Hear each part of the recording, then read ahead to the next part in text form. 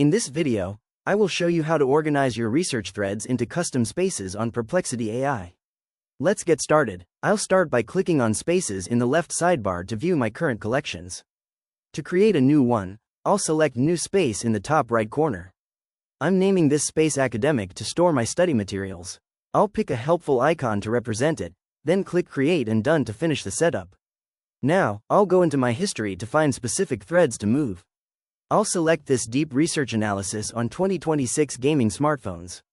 This report highlights top-tier hardware like 165Hz displays and advanced cooling systems essential for high-performance mobile gaming. I'll click the three dots at the top, choose Add to Space, select Academic, and click Add.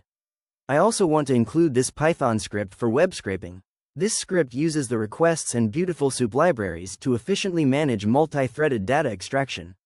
I'll follow the same steps. Click the Thread Actions menu, select Add to Space, pick the Academic folder, and confirm. To finish, I'll return to the Spaces tab and open the Academic folder. Both my gaming research and Python scripts are now perfectly organized and easy to access for my future projects. Organizing your work this way ensures that related information is always just a click away. Now I have a clean, dedicated space for all my technical and academic research.